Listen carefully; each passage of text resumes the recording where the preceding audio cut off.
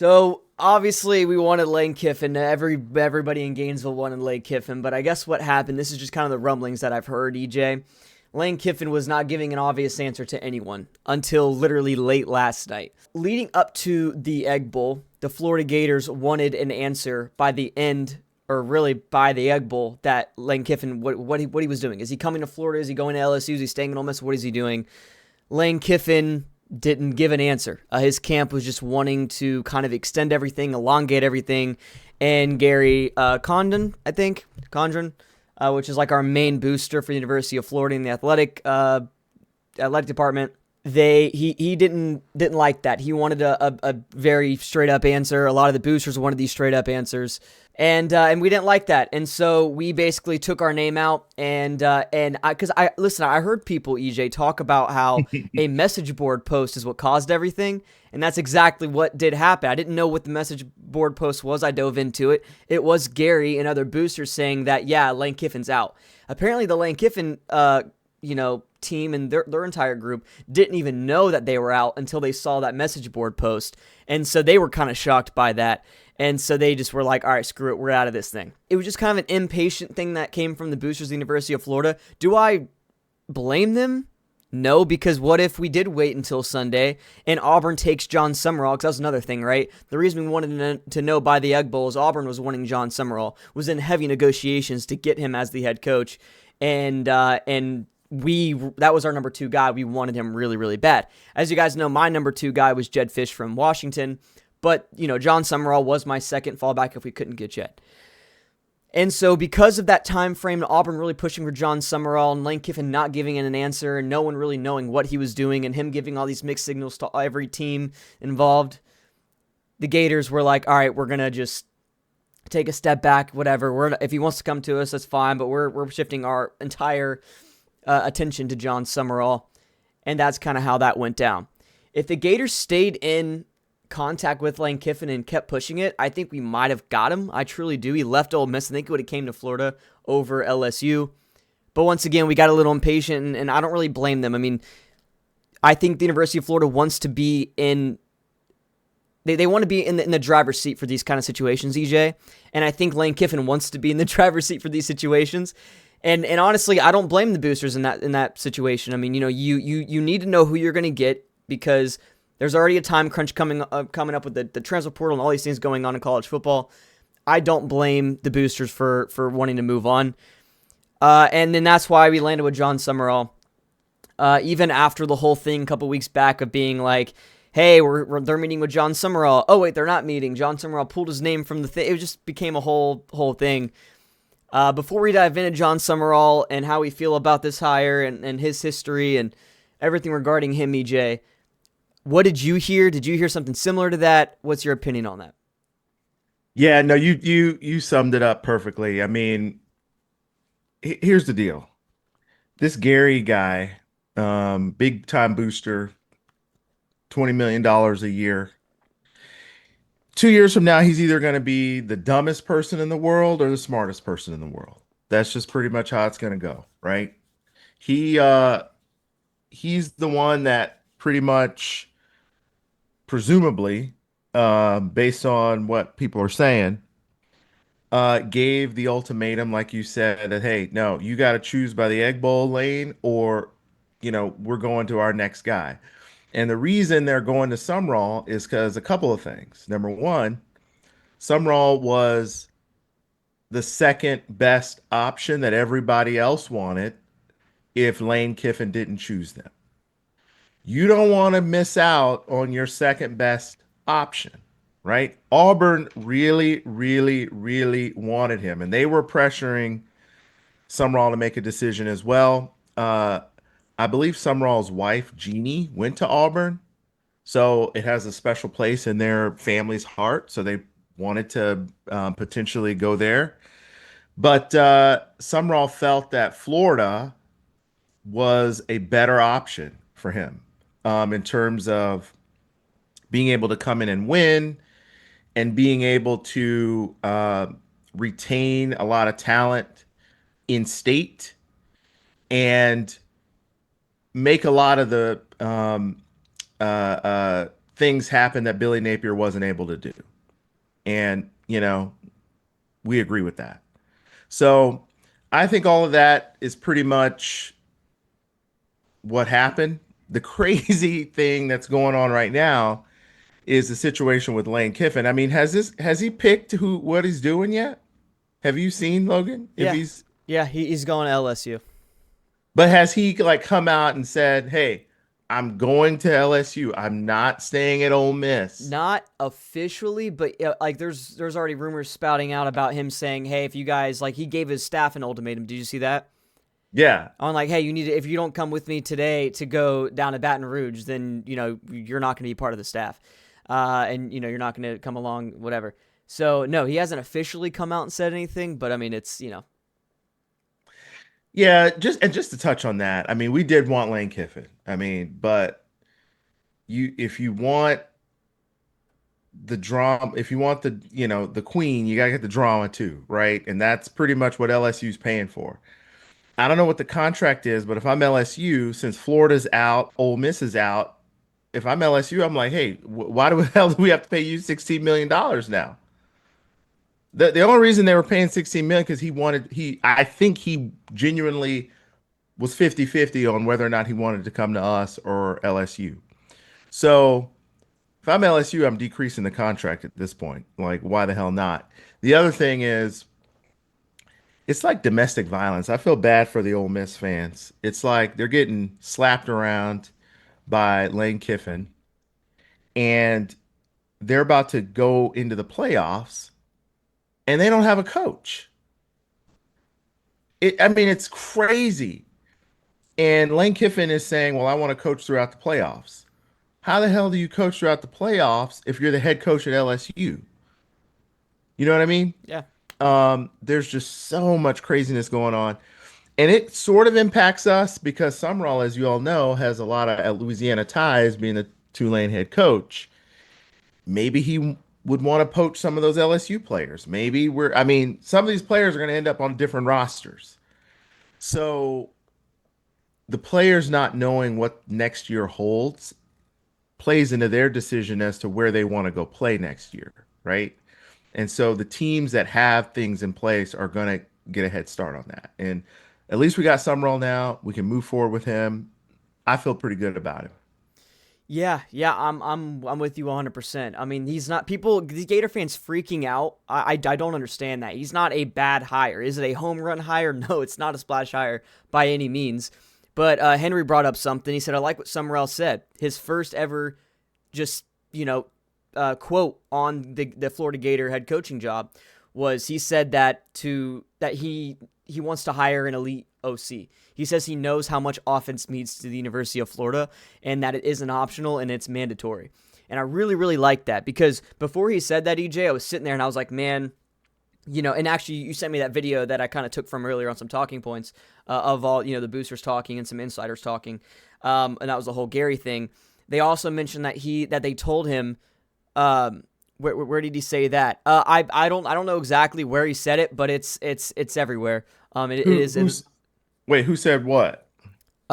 Nicholas said, where did he say that? I think he's talking about where did he say that, at the University of Florida, you need an elite OC. I don't know where exactly, where the quote came from, but I mean, it's a legitimate quote, for sure by the people that are posting it.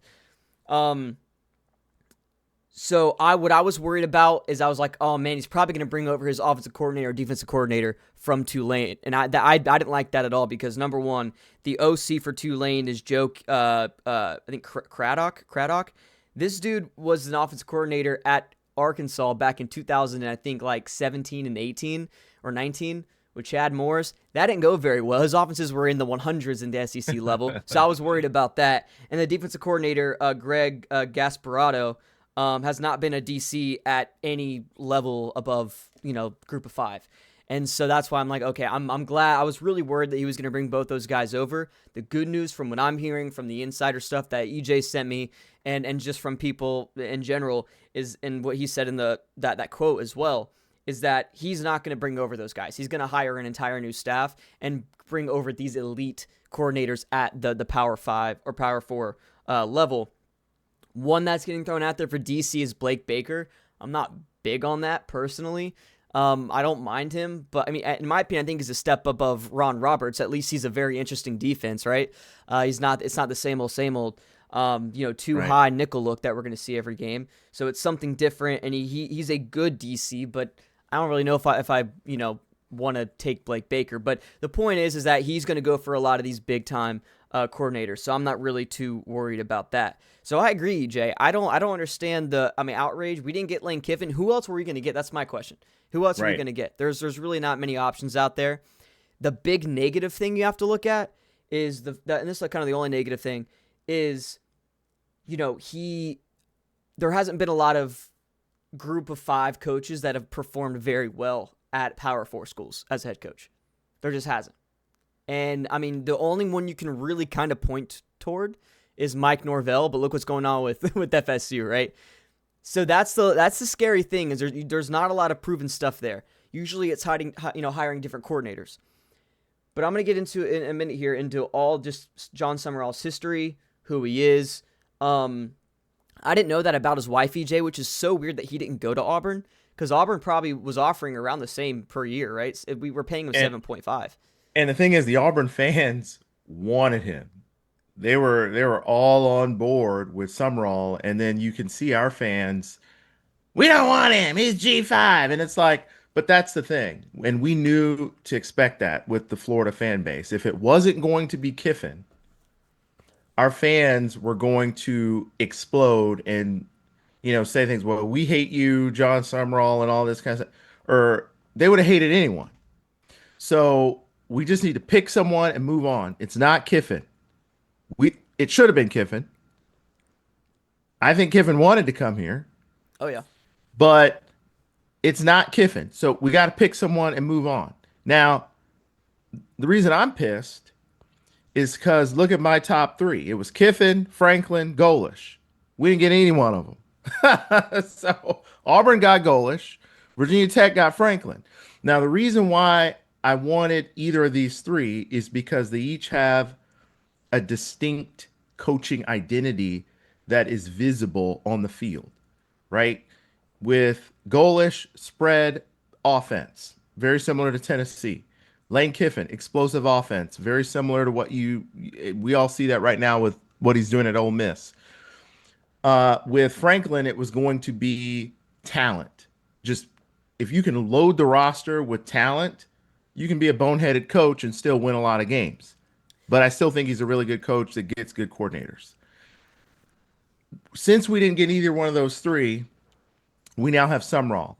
I think the advantage of getting Sumrall that a lot of people need to understand is the disadvantage with Lane is we would have no control. He'd basically be a king, right? He Yeah. wouldn't be president where you have checks and balances.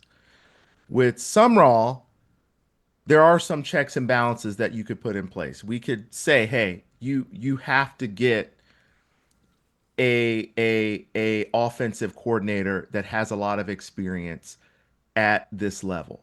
You have not coached in the SEC. You haven't coached in the Power 4. You got to go get coordinators that can, complement your weaknesses.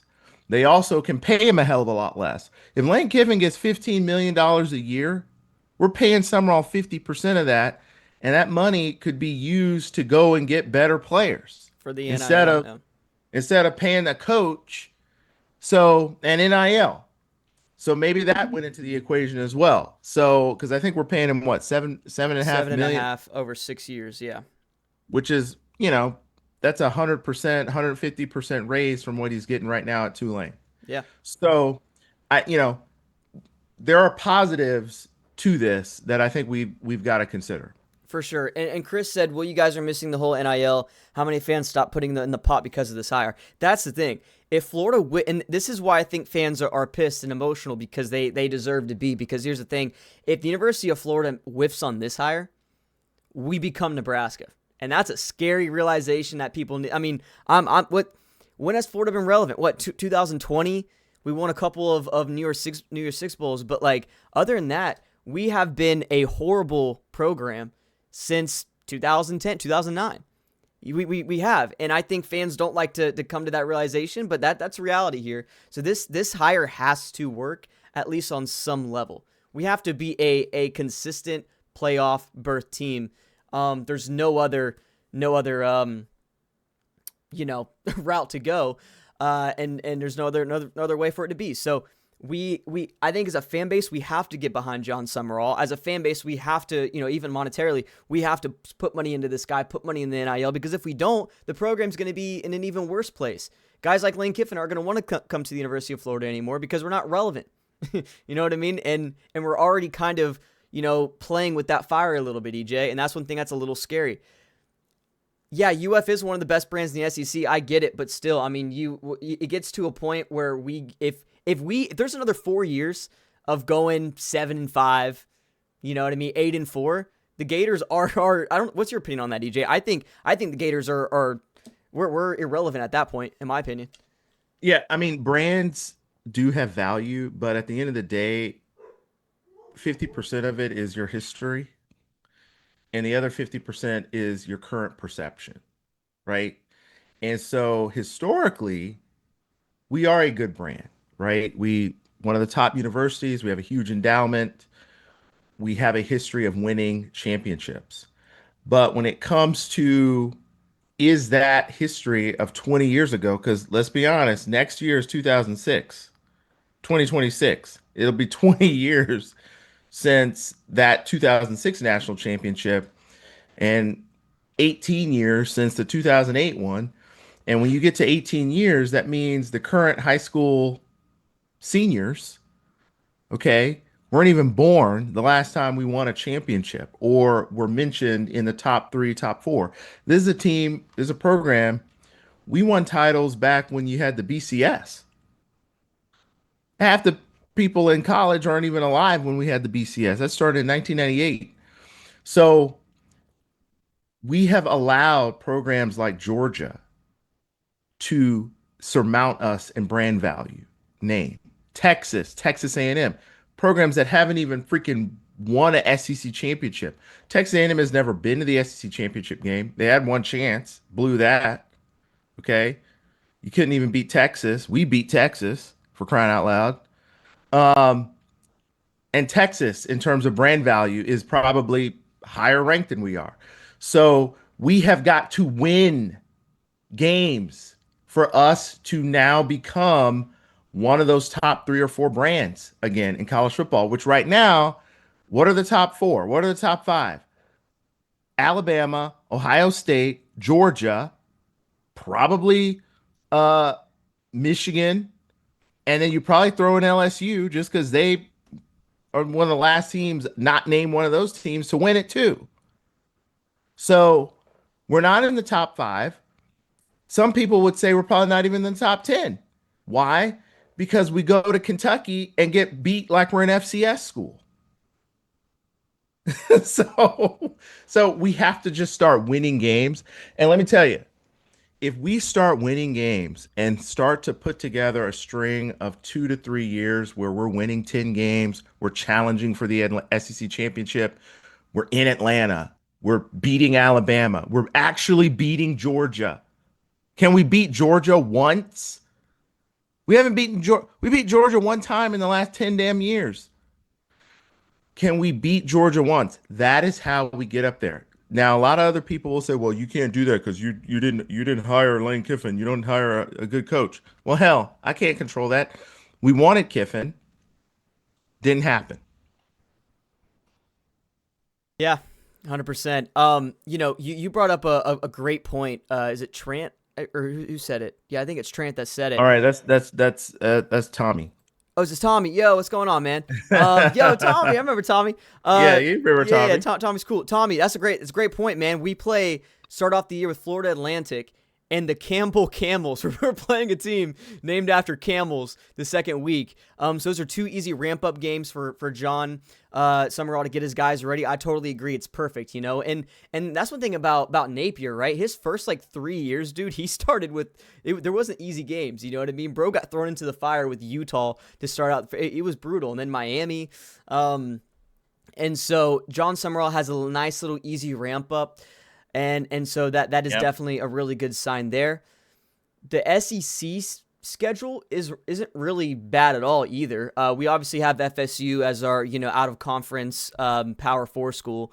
We have at Auburn, Georgia, of course, but we have Oklahoma at home, Ole Miss at home, South Carolina at home, Vanderbilt at home, and then we have at Kentucky, at Missouri, at Texas for next year. So we have a lot of home games this next year. We talked about that, EJ, on how every other year you're either screwed because we have way more away games because of that Georgia game, or we have a lot of home games, and we have a lot of home games this upcoming season, EJ. So that is absolutely massive.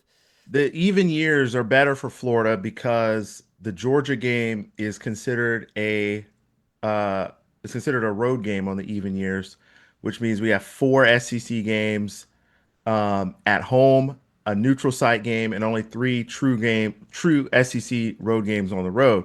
Now, next year, you get this funky SEC schedule because you got 9 games now. So every other year, you got 5 games at home, 4 games on the road. So, hello, people, the years that people have 5 home games and 4 road games, they're going to have an advantage over teams who've got 5 road games and 4 home games. But at least we got the Georgia, and the odd years were screwed because we only get 3 games at home. Because you got 6 games away from the swamp and 3 home games on the odd years. It's one of the reasons we've never won a national championship on the odd years, because you're playing too many freaking road games. So that's going to be something that's going to play into it for the favorability of the schedule next year, is more home games. Yep, 100%, 100%. So yeah, you brought up a great point there. You said don't sleep on FAU. Them and USF have a good rivalry. Yeah, that's the thing about FAU though, dude. They went 4-8 this year. They're absolute trash. They're gonna be trash next year. So that it is a really nice ramp up. That is. Wait, didn't I send you that 2015 video of how we beat FAU in overtime? Yeah, I was there for that, bro. Dude, I had like my fluffy orange hair, bro, little afro, had my blue jumpsuit. Dude, I was right there in front of where it happened to, where Brian Poole knocked it away in overtime. We honestly should have beaten UGA's past 2 seasons. Anyone with yeah, because rich people can't get out of their feelings with competency. Yeah, I agree. I will get into a little bit with the SEC championship pick. I think Georgia is a little bit overrated. But anyway, let's get back to Jon Sumrall. So he's 43 years old, young guy. We offered him a 6-year, $7.5 million salary, with major incentives for college football playoff bursts, which I think is awesome, right? I think we're paying Napier 7.4 a year, if I'm not mistaken. But I know we're paying Sumrall 7.5, with I'm sure big incentives when it comes to NIL as well. I'm hoping. Now I think that's the way to do it. Pay a coach not a crazy salary, and then be like, yo, if you make the playoff, you get $1 million. If you win, a playoff game, you get him $2 million. Exactly. Earn your $16 million. Exactly. Yes. And so that's why that's the big, listen, like I said, we both would have want Kiffin, but that's the big negative with having him is, he doesn't have those incentives. There's not really that want, because you're already paying the bro $15 million a year, with $25 million in NIL, which is leading the country. So I think we still need to dump a lot of money into Sumrall, though, because like I said, I think this is kind of a do or die situation for the University of Florida at this point. But anyways, so that's all we really know. We don't know all the exact specifics on the major incentives. But yeah, we'll see what happens. Here's the thing. I think a big thing that people are freaking out about, EJ, when it comes to Jon Sumrall, is they're looking at, because he's a defensive coach, right? He helped be a defensive coordinator at Tulane for a little bit. Was a defensive coordinator also at Kentucky in 2021, which he was solid, but he's not like this unbelievable crazy defensive mind. You know what I mean? And people are like, oh, well, he's a defensive coach, he should be good at that. Number one, he averages the number 23rd defense in the country as a head coach. This is defenses at Troy and at Tulane, so keep that in mind.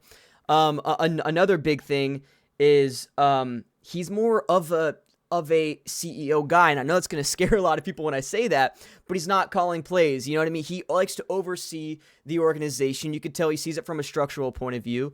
He's not over here calling plays like Napier. If Napier was a CEO kind of guy, I think he would have been a very successful head coach. But no, he's not. He wanted to call plays, even though he got fired from 2 previous spots. So we saw that from the get-go that might have been a problem, EJ, and he never adapted to that. What's great about Jon Sumrall is he knows how to build a great staff around him no matter where he is.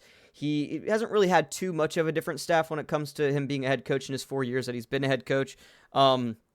He literally brought over his people from Troy to Tulane as offensive coordinator, defensive coordinator. But at least he knows what works, and he knows how to build a lot of successful guys around him. He's not an insane recruiter. That's probably the other big negative thing I do have with him. But, I mean, in all 4 of his years as a head coach, he's been unbelievable. I have it right here. His first, when he got to Troy, they had 3 straight seasons of 5 wins. He brings them to, I think he wins a Sun Belt championship and goes 12-2 his first season with them, which is unbelievable. Second year, they go 11-2 because he left right before the bowl game. So, he could have got them to 12-2 again that year, which he did unbelievable. Then leaves to go to Tulane, takes over already a really good program with Willie Fritz, I think leaving to go to Houston, right? Comes in, leads them to a 9-5 season, losing to the bowl game to the University of Florida, the Gasparilla Bowl. But then they're 10-2 right now, cooking for a college football playoff spot if they beat North Texas this weekend in the, I believe, is it the AAC? What is Tulane in?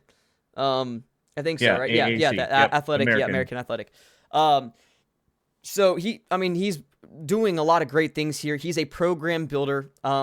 Every place that he's been to, he's found success early on, which I think is great with, when it comes to this program at the University of Florida. Cause you don't need, listen, we're gonna have a lot of guys leave in the transfer portal. I get that. Hopefully we can keep some key guys like Ball. We'll see what happens. Especially after that performance.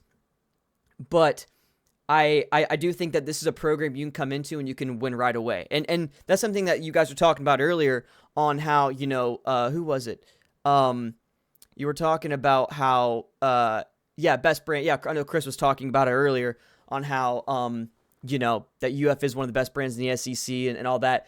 I think the big advantage about having a great brand is the fact that you can win right away and get talent there. So I think that if he can, attack this portal really, really hard, if he can get some of these we've had 0 decommits, by the way, from this upcoming class for the University of Florida. I'm sure we'll have a few now, but if we can keep the majority of that class, the heart of that class, add to it a little bit, attack the portal really hard, I think John and make some really good coordinator hires, I think Jon Sumrall is going to be amazing. He already has coaching experience in the SEC. I don't like that he's a graduate from Kentucky. I hate Kentucky, but he did play as a linebacker for Kentucky back in 2004, I think. So that's 21 years ago. And I was pretty successful there. So he knows what it's like to play in the SEC. He, understands the brand of the Gators as well because he's been around that. And so, and once again, knows how. People were talking about how we should have gotten Bob Chesney or whatever from James Madison. Like, if we're going group of 5, let's go for him. The reason that I think Jon Sumrall is a way better grab than him is because Chesney's only had 1 year of coaching experience I think at D1. I think before that he was at Holy Cross. And so, why go after him? He's been successful only at 1 school, even though James Madison is, I believe, number 20 in the country.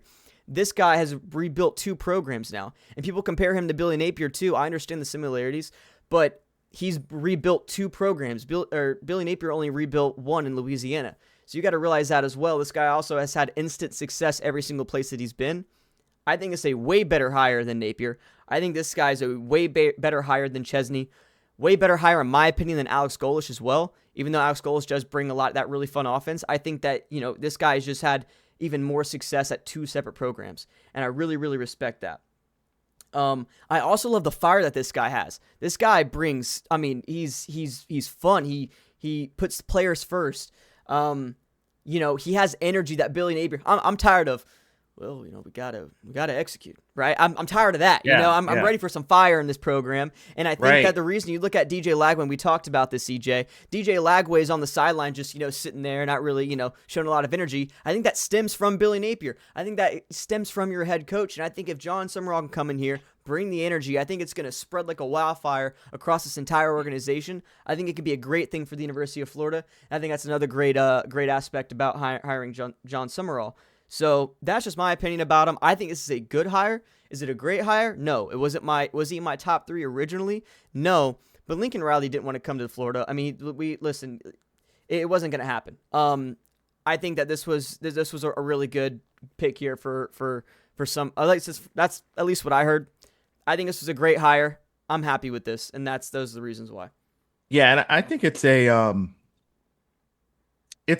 good hire. I mean, of all of the other programs that um needed a head coach, Sumrall was the second option behind Lane Kiffin. We're not getting Kiffin. Why? I don't know. The story's going to come out. Are we dysfunctional? Is Scott Strickland bad at his job? Is this booster named Gary a complete jerk? Who knows? We can't control that. The only thing we know is Sumrall's the guy. A couple things, just so we get to know him a little bit better. We did some research on the guy. So yeah, he's 43 years old. July 5th is his birthday, 1982. Um, Huntsville, Alabama is his hometown. I'm from Alabama. There we go. I was born in Dothan, Alabama. The thing I like about Sumrall, he also has a coaching history in San Diego, where I am right now. He coached defensive line and was co-defensive coordinator for University of San Diego. Um, John and Jeannie Sumrall, his wife, they serve as official ambassadors for Son of a Saint, a New Orleans organization that mentors fatherless boys. Like this is a great guy. Jeannie is CEO of Life to Be Free and spent 25 years at UPS in senior management. So she knows logistics. This is a great family. I love them already. Here's the deal. People say, well, he's a defensive guy. We got to have an offensive guy. I agree. We do. We've sucked on offense so long. We're traumatized. We need an offensive guy. But here's the deal. Defense wins championships. Y'all ever heard that? Look at the last champions. Harbaugh, defensive guy. Ryan Day was a champion, but you know, who was Kirby Smart? Defensive guy. Nick Saban, defensive guy. So, if you can get a really good offensive coordinator to complement your defensive inclinations, which is going to be huge. We're going to talk about some of the offensive coordinator candidates here, in a second. But if he can find a good defensive coordinator and a good offensive coordinator, I like our chances. Now, Nicholas I saw said in the that. comments, Oh yeah, is that what you're gonna bring up too? Okay. wait, I saw in the comments someone said, we scored 27 against Charlotte. Well, I remember the Florida game, we scored 22 against Charlotte. So with with more blue chip players on our roster than players on the Charlotte roster, and we scored 22 on them. So I'll take 27 to 22 any day. Well, also Nicholas said that Chad Thomas said Lincoln Riley was interested and did reach out. I didn't see that. I've heard that that wasn't gonna happen at all. But Well, I if think that is the case, then that's insane, man. yeah, I think that's Lincoln Riley has reportedly wanted to get out, and Florida is the best option, but it's a hard stop from the boosters at Florida because they're not paying the $90 million buyout, is what I was told. Now, uh, Lincoln Riley probably could have pulled a Dan Mullen, and gotten fired and just completely quit. But he's not that type of person. I do think that next year he will be the Lane Kiffin type of candidate that everyone's going to be clamoring for. And Florida State, who knows? They'll be looking for someone. But a couple other things. Oh, that wait, no, go you're ahead. good. Everyone's just saying that Lincoln's team did reach out. So that's it. So that's my question on how does that work, right? Like, would Lincoln Riley have to step down, not get any? Because you can do that, right? Could he step down, not get paid anything, and then just go to University of Florida, or does USC No, have to let him the go? the Like you're, contract is like non-compete. So yeah. if he Then were to resign, why the hell are we? I'm not paying that. That's crazy. if Yeah, he were to I'm sorry. resign That's insane. and take another major FBS job within a calendar year, you would owe the buyout. Yeah, Like I'm that's not how paying the no buyout. contract's written. That come on, So, guys. I mean, listen, I mean, I think Lincoln Riley is great, EJ, but would you pay that buyout? I'm not paying 90 million. yeah, we're not paying 80 million. Guys, we don't have 80 million. Who has $80 million? And It's people are insane. talking like monopoly money. Oh yeah, we can get it. We're UF. If we can get it, we could have paid Lane Kiffin a hell of a lot more, and we didn't have that. So apparently LSU's got all this money hidden away in the freaking bayou somewhere. So who knows? I think at the end of the day, um, as much as I want to dwell on, who we should have gotten, because like I said, we have our videos of our top five. Sumrall was never in our top five. He was like at the bottom, you know, Franklin, Golish, Kiffin, Brom, all these people were, but hey, it is what it is.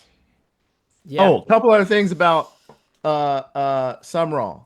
Okay, I like this. He's got this coaching philosophy. We looked it up. It's called ATDL, attitude. I got a quote for each one of these. We may have bad moments, but we don't have any bad days. We got life pretty damn good. So you got to have a good attitude. That's the most important thing. When you show up every single day, don't remember all the bad things. Just have a good attitude, positive look at the, positive things. Toughness, mental and physical toughness, non-negotiable for Sumrall. Discipline. Discipline is not something that somebody does to you, it's something you do for yourself. It's your investment in the future. And love. Love always demands sacrifice. So that's his core values. Um, and hey, we have a coach now. We can, and we're not going to a bowl game. So we can 100% just dive into how do we make the program as good as it can be. You know who else isn't going to a bowl game, EJ? Florida State. um, but but Oh, no. We have 490 million to renovate the stadium, but nobody. Okay, yeah, I understand, but Lincoln Riley, I think he'd be a great coach at the University of Florida. But is he worth putting 80 million in? No, I don't think so at all. If you won a few national championships, then yeah, I think all right, then you think about it. But he hasn't. and why does Lane? I mean, listen. Is that Rob? I think Rob. We agree with you. Like, if we didn't get Lane Kiffin, and then the next guy that we were told we were getting was Lincoln Riley, um, we would all been like ecstatic. Yep. We would all been really, really happy. We love Lincoln Riley's a great coach. It's just the economics of it. It's almost like, you know, I want to buy a new car. Okay. Well, you can only buy what you can afford, right? If I can't afford, and then the 490 million, that is financed. We don't just have $490 million sitting around somewhere. We have to go take out a huge ass loan of $500 million and hope that the annual revenue generated by football operations can cover the annual payments on the $490 million renovation. So that's where we get that money from. We don't just have it sitting around somewhere. I love this comment by Giovanni. Just came in here and said we're fucked for years to come. I love the optimism, brother. I love it. But we won't get Summerall until Tulane is put out of the playoffs. Of course, y'all know Tulane could possibly in the playoff, right? Okay, so let's talk about that a little bit too. That's a great point Yeah. by Nicholas. So that window that's coming up, isn't that next week? Yep. Okay, so that is a little scary, right? How number one, I don't think I'll just admit right now, Tulane's not going to beat North Texas this weekend. I'm just saying that right now. I don't think Tulane goes to the playoff. I think North Texas goes and beats Tulane at Tulane. In my opinion, I think that offense is going to be too much for them. Also, too, I think that the team sees that Jon Sumrall is now hired. I think they're going to be, you know what I mean? They're not going to play like what they need to. That's just my opinion, EJ. I don't know about you. So I don't think they're going to go to the playoff. But if they do go to the playoff, how do you feel about that? Right? Trying to balance both jobs like that's kind of it's tough. Yeah, that is. I mean, Tulane is ranked 24th right now. North Texas is not even ranked, and they're 11-1. But North Texas is favored by 3. But if there's anything I've learned about the last few weeks of picks, pick who you think is going to win, and then pick the opposite. Mm-hmm. So, like we think North Texas is going to win, Tulane's winning that thing. You know what I'm saying? So, um, I mean. Mestamaker, the quarterback at North Texas, is having a think about this: 29 touchdowns, 4 interceptions for North Texas. When's the last time we had a quarterback with those kind of stats? I mean, insane. So I don't know. We'll see what happens. But I will tell you this: I think that if Sumrall is still coaching Tulane after next Saturday, um, it will be a significant disadvantage for us. Mm-hmm. And I think we'll have to figure out what's going to happen. Either way, I still think it'll be difficult for Tulane to make the playoffs because you have this entire ACC situation going where you've got Miami currently ranked in the playoffs, and you got the 2 ACC teams that are actually playing in the ACC championship game, not even in the A rankings. 7-5 Duke team. It's insane. Yeah. So it's like, well, how do you reconcile the ACC champion not being in the playoff? I think that's the stupidest thing I ever heard. It's kind of like this is why I like March Madness. In college basketball, you could suck all year, but if you win that conference championship tournament at the end of the year, your ass is going to March Madness. In the ACC, you're so terrible that your conference champion may not even make the freaking playoff. Like that doesn't make any sense to me. That's trash. Like, what the hell are we doing? How the hell is Duke going to the AC? Anyway, that's terrible. I still think if Virginia wins that one, they're probably going, and Yep. that's going to knock out Tulane or North Texas. North Texas isn't even ranked. Well, that's another thing I got, right? Is okay, so two because it's the highest conference champion, right, for the group of 5. I know James Madison I think is ranked number 20, which is above Tulane if I'm not mistaken. So won't they go above, right? Yeah, so they would go. Wait, who does James Madison play in their championship game? I have it written down right here. Um James Madison plays Troy. James Madison's going to win that game. Troy is 8 Oh and 4. shit. They're trash. They're not bad. I think, the line's 21.5 though for James Madison. So I think James Madison's going to win that. So wouldn't they go to they'll go to the playoff before? Yeah, so if they're 20th ranked, then they just got to beat Troy and then they'd be in. Okay. Well, so then that's it right there. So there's a So really low chance that Tulane even goes. yeah. So we Now don't if have to talk about Tulane that wins until by like 40, okay, yeah, that then ain't maybe gonna we can happen. have a debate Right. about who's going. But it'll probably be James Madison at this point. Right. No, for sure. Um. All right. Why didn't we get the North Texas coach? Well, we threw Well, that name out there, but Rob is saying ACC champion will be an automatic qualifier. That's not. I agree with it, but that's not how I interpret the how it's written. It doesn't say the champion is automatically in. It says the highest rank champions.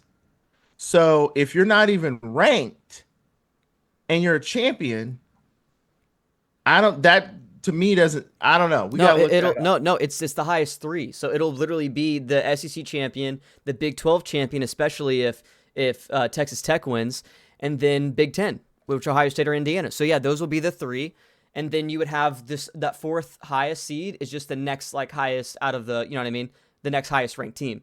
And so then after that it's all that. So I don't think it's just the ACC isn't even in the top 3 highest conference championship winners is what we're trying to say. Right. Yeah. So that's what doesn't make a lot of sense because yeah, I mean they got rid of the whole seeding thing yet last year where the top four seeds were the conference champions. They at least got rid of that.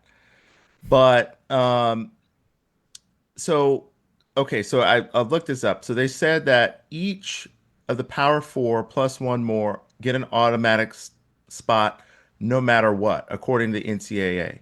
So, but then it words it the five highest ranked conference champions. So Oh, I thought it was the highest three. if Miami is this is what I don't understand. How do you have a conference champion that's ranked lower than Miami? Can somebody explain that to me? I guess conference standings, Duke, has only lost two conference games. Um, the four highest ranked teams overall, it does not matter if they won their conference or not, get seeds one through four. Okay, so we understand that. Um, yeah, this is kind of interesting. I mean, I don't know. LSU gets Kiffin, and we get some high school coach. I mean, look, bro, we kind of talked about that earlier. I think that it's not a bad hire at all, man. I think that when you look into it, and I don't know how much you've been watching on the stream, but if you want to go back, I think we're 47 minutes in now. We talk about it. I mean, there's really not much else to say about Jon Sumrall or Sumrall, not Summerall, Sumrall. Trying to get Yeah, his we name got to right. start spelling his name right. Jeez, Yeah. John without an H. I'm not mad with this hire. I give this hire.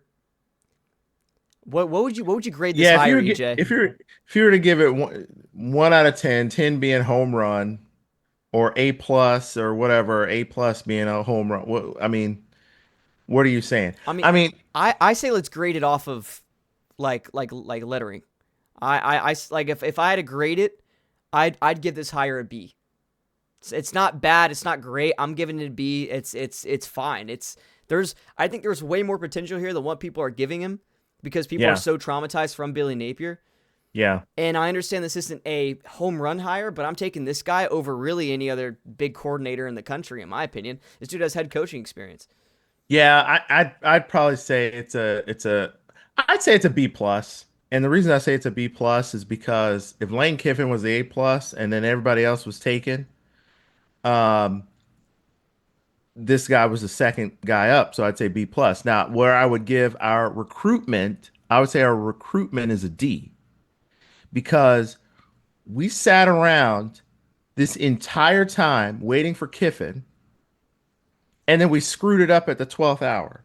So whoever these idiots are that are running the show, they all get Fs because people will it was Scott Strickland. Well, how the hell do we know Scott Strick? Here's the thing: when you're the CEO, you have people you have to still answer to. You're not making decisions unilaterally. Boosters, really. Yeah. Boosters are like the board of directors. You have to get them on board with what your plan is. So we could fire Scott Strickland 100 times over. Whoever's in that seat still has to go to the people who pay the money to hire these people and say, "Hey, Lane Kiffin's my number one. Here's our number two. Here's my number three. We got a recruiting firm. Are giving us the top five. They're at work. Here are the options. If we don't get this guy, we're going to go." And they work out the plan. They come up with all these contingencies. But Scott Strickland can't say we're hiring Sumrall without the boosters paying $20 million, writing $20 million a year checks. So until we change these $20 million check a year people out, which hell, we can't ever do that, it doesn't really matter who the AD is. Now, we can, and at the end of the day, here's how I look at it. We all were pretty happy with Napier because remember when we hired Napier, we weren't happy with the result, but we were happy with the hire at the time. And in my opinion, it was the correct hire because we didn't think It he was was going to that call plays. every single one of y'all posting on X and wherever Gator fan. I want to go see what y'all posted about Napier. Oh, welcome to the swamp, coach. You're our coach. We love you so much. You know why? Because he was the hottest name. LSU wanted him. Remember, Brian Kelly did not want to go to LSU. He wanted to come to Florida. We told him no. And we went and hired Napier. Now, we all wanted Napier to do well. We thought he was going to do well, and then he sucked. So maybe we all think Sumrall's going to suck, and he does well. But what I don't like is setting someone up to fail because it's like this confirmation bias that we're going to have with this guy, which is like we already think he's going to suck because he's not Lane Kiffin. And so one wrong play, one loss here, and we're ready to throw the guy out with the bathwater. So I don't know. I think we just need to. I would have wanted James Franklin. I know a lot of y'all are like, well, James Franklin lost so many games that he was coaching in the P5 for 5 or 12 years. Anyway, that's who my number two was, but Gator Nation didn't want him either. We want that, but that's the thing, Logan. We wouldn't want anyone. We wouldn't want anyone that's available. Like Lincoln Riley isn't going anywhere. He's going to be at USC next year. That's what I'm saying. Unless Out of the options, who else are we gonna get?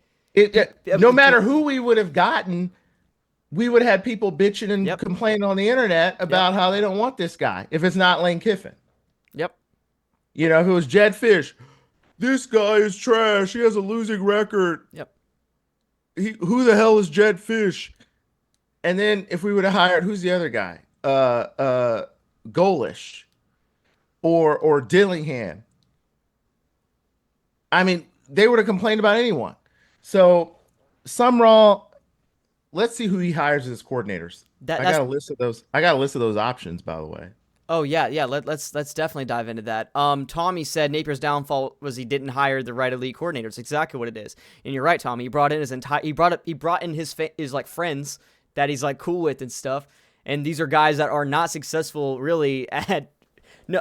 I mean, they weren't even successful at the D2 and the FCS level.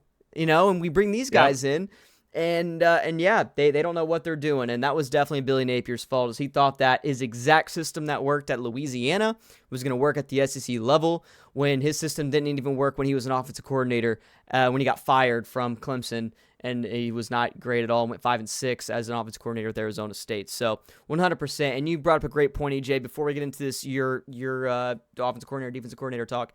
I think I know we have to get behind Jon Sumrall. He's a young, energetic guy. If we put fuel into the fire, it's going to be amazing. It's good. Oh man, I think the energy is going to be great in Swamp. It's going to be great in Gator Nation. The schedule next year is it's doable.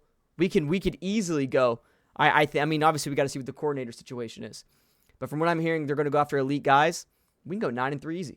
10-2, depending on who. We also just don't know who we have coming back. But before we get into the coordinator talk, EJ, do you truly believe that Jon Sumrall? Because I think this is the big thing. Do you think Jon Sumrall will win a national championship at the University of Florida within the next 4 years? And what chance do you think there is of that happening? So the honest answer is I don't have a clue. We are rolling the dice. Absolutely, we're rolling the dice with this guy. But I will tell you one thing. We will know after the conclusion of the first year.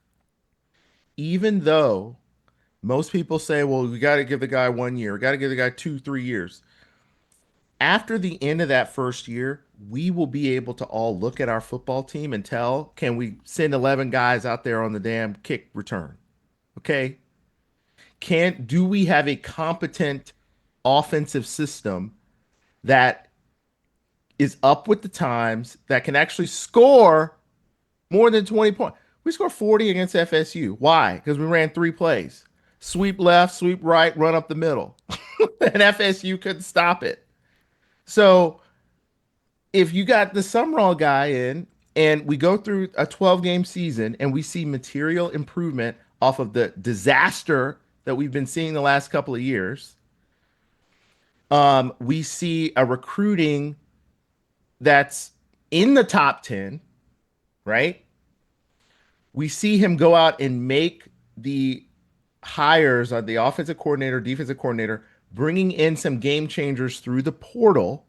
The most important thing that we need, if he can go out and get a quarterback, we got to talk about this whole DJ Lagway situation. Apparently he wants to come back. Who the hell knows how he's going to do next year?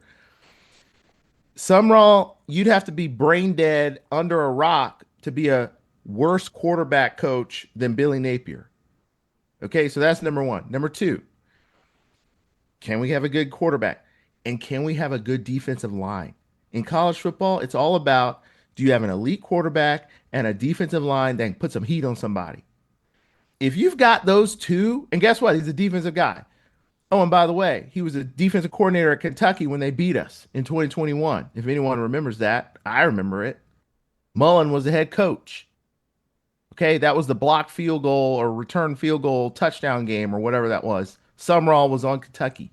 Anyway, we will know after that first year if we're going to have a chance at it. If after the first year we look like we're trash and we're incompetent, we can't do anything, we can definitively say no, we're not winning it. And the other reason I know that is look at Meyer. Meyer Meyer was a G5 coach. Are we forgetting that, people? People are using this whole correlation as causation, and they're saying, well, because you're a G5 coach, that causes you to be a disaster. No, it just means you were a terrible coach. You were a terrible hire. Mullen was in the Mountain West. Utah was a Mountain West team. Okay, then he became the Florida coach, and then he proceeded to go 9-3 his first year. You saw he took a talented team and immediately made them better overnight. And then his second year, they won the whole damn thing. I think if we can see a material improvement, I would say 8 wins. I mean, there's a lot of pressure on this guy. 8 wins is a lot, asking a lot. But if we can win at least 8 games next year in year one, I will say yes, he can win a national championship. And then I'm pissed LSU's not on the schedule anymore because I want to go to Baton Rouge and I want to kick Lane Kiffin's ass. That's what I want to do.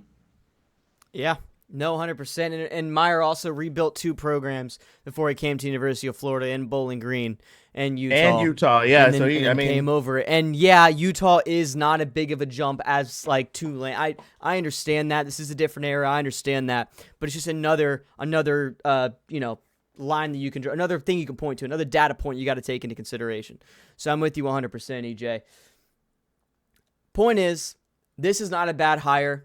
Is it a great hire? No, I think it's a good hire. I think that fans need to get behind Jon Sumrall. I think they're going to be very, very surprised with what he does. And I do think that especially with the playoff, I think that he can, maybe not first year, but I do think that his second year we will be in the college football playoff. I truly stand by that. That's my prediction from here on. I got a weird feeling about this hire that it's going to work out. I'm not trying to jinx it. I'm just saying I feel very confident about this. I think this is good. I think after these coordinator hires, and we'll get to that, EJ, I think after his first introductory press conference, I think fans are going to go, I like this guy because he's going to bring that fire, and it's something different. That's the reason I think it's a good hire. It's something different. He has a different kind of energy, which is why we wanted Lane Kiffin. This guy also has energy. So if you want something different from that, more tame, stoic Billy Napier, this is the guy you want. That's my final stance on it. I think it's not a bad hire. I'm excited for it, man. Jon Sumrall, welcome to the swamp. EJ, I know you want to talk about coordinators real quick. Yeah, let's talk about. Wait, Meyer went 13-0 and beat. No, that was Kyle Whittingham in 2009 that beat Alabama in the Sugar Bowl. Meyer's last bowl game with Utah was against Pittsburgh in the Fiesta Bowl in 2005. So, and Utah was technically a Mountain West team. So yeah, they did go undefeated under Meyer. I mean, Meyer's an elite coach. All I'm saying is if you're going to correlate being a G5 coach with being terrible in the SEC, then you got to go back to our hiring history and say the same damn thing about Meyer, which that didn't translate. We hired an SEC coach in Dan Mullen, who we ran out. Now, that was actually a really good hire, hindsight 2020. We wanted the other Mississippi coach, couldn't get him. We hired Colorado State coach Jim McElwain, who was an offensive coordinator at Alabama. He turned out to be trash. We hired out Muschamp. Muschamp was never a head coach. He was a coordinator. He was supposed to be the Kirby Smart of Florida, but he turned out to never he at least made some changes, but he never got an offense. Um, so and then we hired Billy Napier, who we all know how that has turned out. So I don't know. I just think a lot of G5 coaches are pretty much the only candidates that we can go after right now. If they're not named Lane Kiffin, I mean, the Memphis guys at Arkansas, the USF Golish, who I actually really like, is now at Auburn. North Texas guys at Oklahoma State. North Texas guy went to Oklahoma State.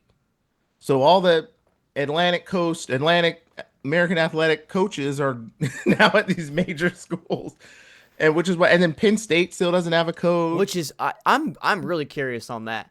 I from what I've heard, people are saying that like Josh Pate talked about it, some other people talked about it, that there's a weird name out there that it's gonna be a wild hire, and so I'm really curious on what the hell that's gonna be about. I feel like they might go to the NFL to bring someone down.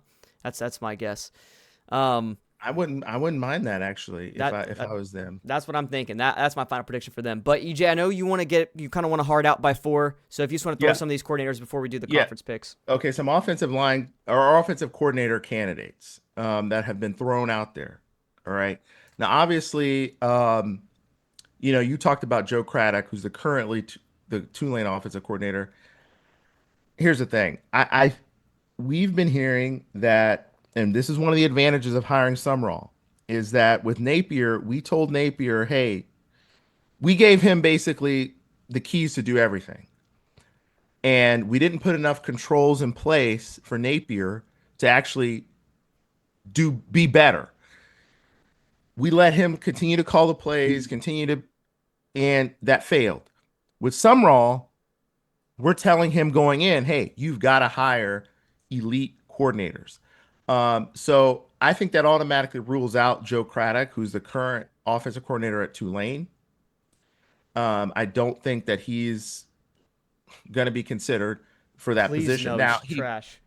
he may be considered for like a position on this team because he does have a relationship with Sumrall. Sumrall, you know, uh, has trust in him, but he's not going to be the coordinator. The other coordinator that we're hearing, Brian Hartline from Ohio State. Now, here's the question: he makes 1.6 million at Ohio State. This guy is incredible. He took Julian Sayin, who people Lagway should have been 10 times better than Sayin. Just saying, just saying, just saying. But if you watch the Michigan game, you're seeing a true freshman quarterback look like Tom Brady out there compared to DJ Lagway, who can't even set his feet on a 5-yard throw. It's insane. It's called Brian Hartline, offensive coordinator. Um, he's the best wide receiver recruiter in the country. These wide receivers he gets at Ohio State are insane. Marvin Harrison. You've got who's it? Jeremiah Smith, Garrett Wilson, Chris Olave, Jackson Smith, and I can't even say the last name. But anyway, he was incredible. Now, the only thing is, he would definitely want to go and win another national championship at Ohio State, and so we'd have to wait on him. Uh, but it could happen. I agree. I don't know if he would he really leave Ohio State. That's my thing. He's already getting paid a shit ton. I've heard he wants to come to the SEC, Okay. and after you've been successful at a location, you want to either number two get a head coaching job. The rumor is he doesn't really want to be a head coach right now, but he wants to go to the SEC. And if you can prove that you can take a team who has been absolutely anemic on offense, separate yourself from Ryan Day, because a lot of people still think it's Ryan Day calling the shots up there.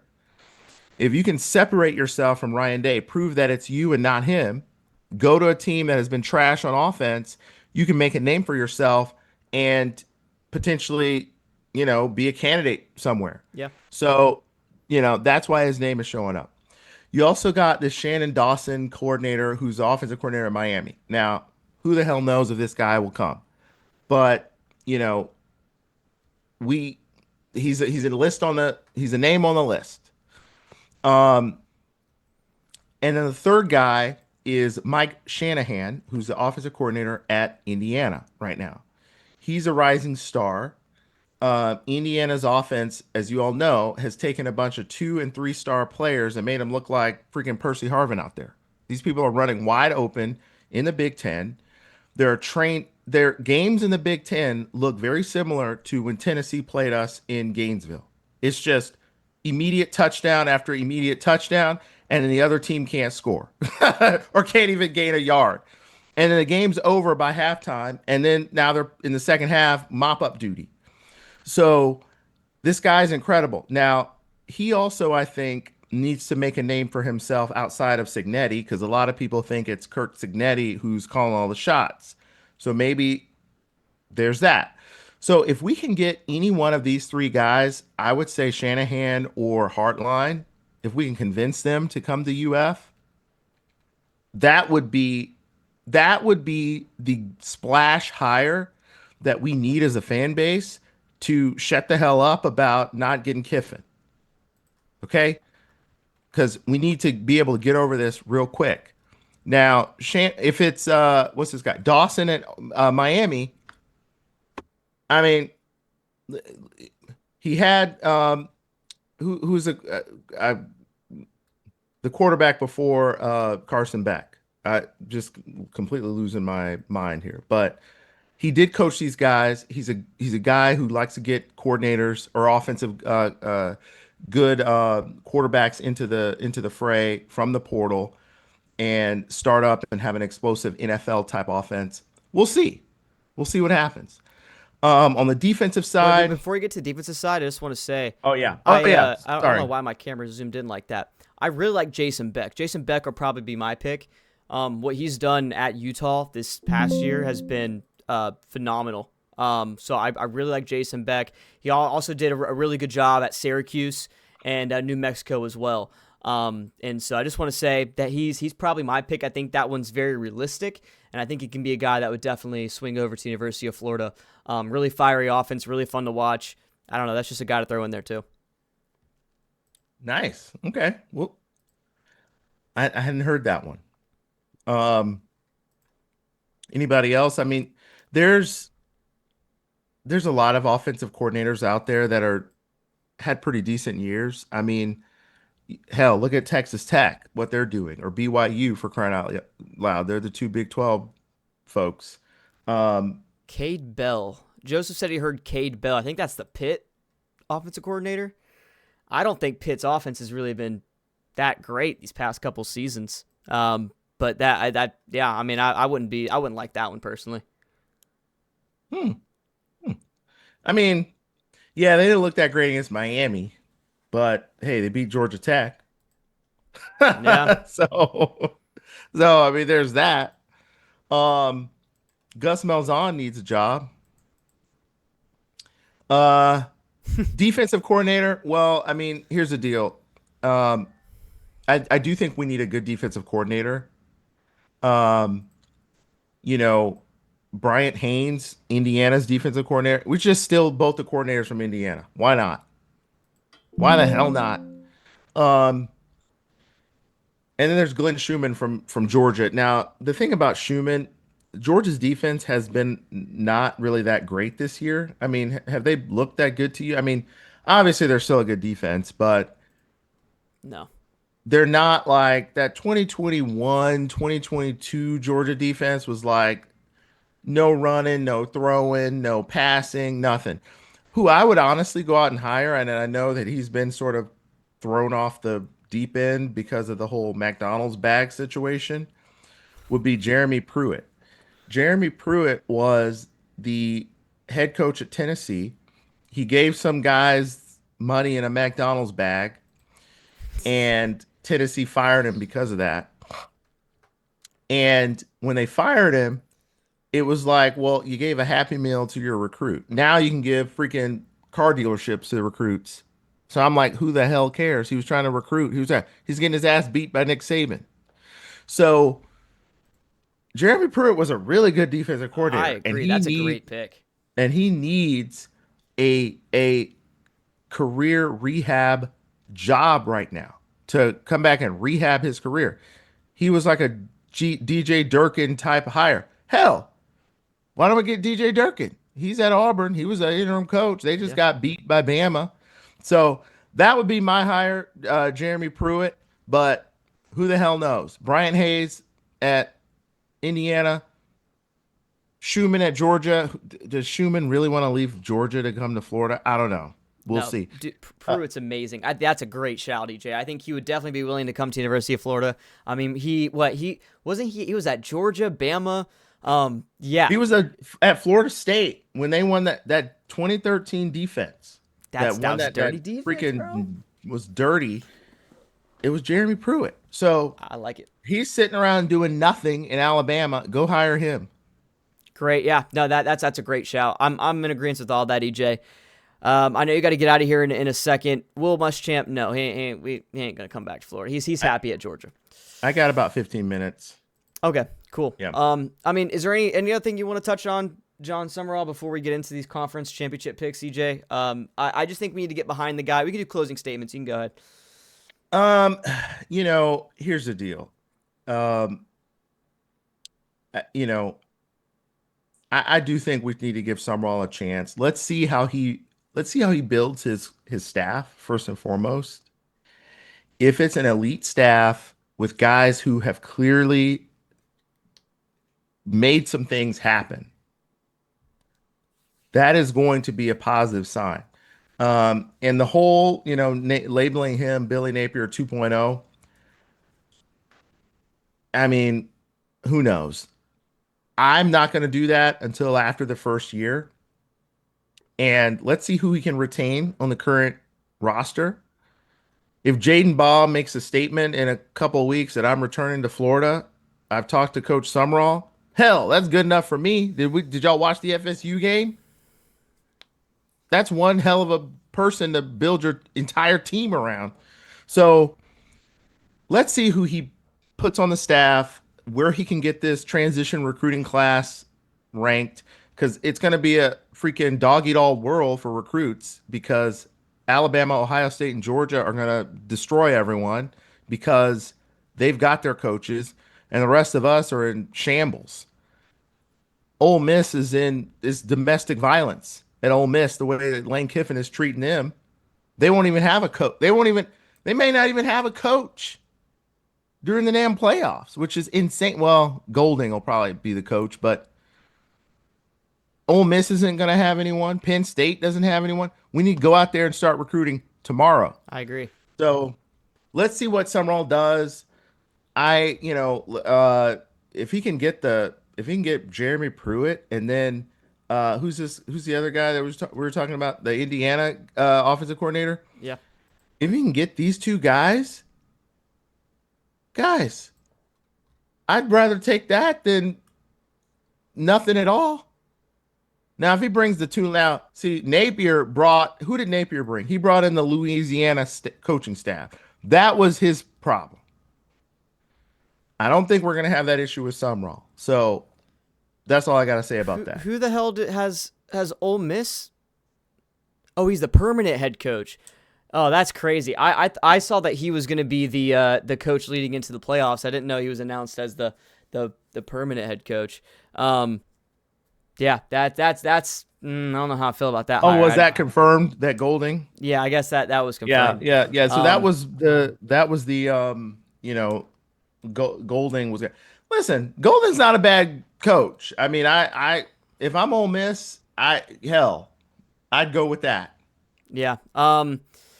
You said, listen, Lauren, I don't know. If we talked about if Summerall brings either one of the coordinators over to the University of Florida, I'm officially sold out. Like I'm done. I'm going the other way. And I'm not going to be a fan. No staff member left with Lane other than his brother. Oh, that's crazy. But yeah, no, if he brings over one of his coordinators, Summerall from Tulane, I'm out, officially out. I have no trust in him, but he's not going to. He's going to hire two brand new coordinators. I can almost guarantee that. So I'm fine. I'm fine with that. But yeah, so point is kind of just to summarize, I guess, this entire Jon Sumrall thing. I think that this was a good hire, not a great hire, not a bad hire. I think we need to get behind this guy. I think if this hire does not hit, the Gators are in a horrible position. I think that we literally become the Nebraska of the South, and I know what people kind of tried to debate us earlier on that, saying that the brand's still super strong. Not another 4 years of just horrific football.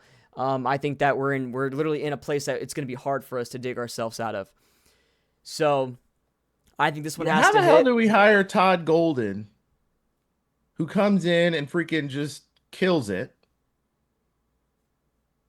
and we can't get the football, and everyone cares about football? Well, I mean, I care about basketball, Mhm. but what the hell was Todd Golden? He wasn't from a major conference in basketball. Now, I guess I get basketball's different, but hell, I don't know. We can't get it right. That was the deal breaker with Auburn. Lane Kiffin tries some nasty work. Yeah, no, what Lane Kiffin did to I thought that was pretty crazy. And the same thing with Ole Miss though. I don't know. I mean, I don't, from what I heard, I just feel like if you're Ole Miss and Lane Kiffin, work together for the players, man. You know what I mean? I don't know. I just thought that was kind of weird. But yeah, either way, I think that we need to just get behind Jon Sumrall, EJ, and hopefully this one hits. You are rolling the dice a little bit on it for sure, but I think there's a chance that this could really work in the favor of the Florida Gators. So I'm confident. I think he's going to make the playoff second year. That's my final prediction. I think this hire is going to work a lot better than what people think. I truly do believe that. He's a CEO kind of guy. He's going to let his coordinators do his thing, and I think that's what's going to really lead this program to some success. I'm not overly hyped about his recruiting and what he's done in the past, but I do think that the brand itself of the University of Florida, I think it does recruit itself. You're in the state of Florida where there's a shit ton of 5 stars. What EJ said, there's like 40, how many 4 stars or 5 stars in the state of Florida? Something ridiculous every single There's year. about 60, yeah. Yeah, it's blue chippers. blue chippers. Yeah, that's ridiculous. And so you could just recruit right, through your back door. I think this is going to be a really good hire for the Florida Gators. I'm really excited. I do like Sumrall. I just don't like that he only has 2 years at Troy, 2 years at Tulane, never built anything. I mean, I guess never built anything long-term, Lauren, but we talked about it earlier, but he did build 2 different programs, and especially with Troy. Troy was 3 5-win seasons in a row before he got there and switched it all around. He took over 2 good teams. Troy was not a good team. Troy was not a good team at all. I think that I think he rebuilt them. Tulane's kind of a different story, but I still think he did a good job with them. Well, Anyways, now we're hearing Blake Baker is a defensive coordinator candidate. we did hear about that. Yeah, that I'm not huge on that. He's the LSU defensive coordinator. I mean, here's the deal. Summerall's what, 43? 43, yeah. Yeah, you don't really have that much time to build anything when you're 43. So, I mean, particularly in this day and age, when you've got when back when, I was in college, I was growing up, these coaching tenures were much longer than they are now. We didn't fire coaches after 4. People were coaches for 10 years. And then, okay, maybe you fired them after the 12-year mark. Nowadays, you don't win in 2 or 3 years, you're getting fired. Why? Money. You now have a monetized sport that is generating millions and millions, hundreds of millions in revenue. And who makes the investments to generate that revenue? These boosters, these millionaire, billionaire, whoever these people are. So now these are the people that are calling the shots. And when you have different people calling the shots than what we used to have back in the day with Jeremy Foley, and it's not just us, it's everyone. So we'll see what happens. Yeah, we'll see. Blake Baker, I wouldn't be mad with it, but it wouldn't really be my probably top couple choices. And they did have a really good showing against Arkansas. I think he had like 3 picks in that secondary. But anyway, that's going to be kind of the final stance on Jon Sumrall. Man, I'm really excited to see what happens, EJ. Let's just, if you have nothing else to say, we can just kind of run through these conference picks real quick for the championship games.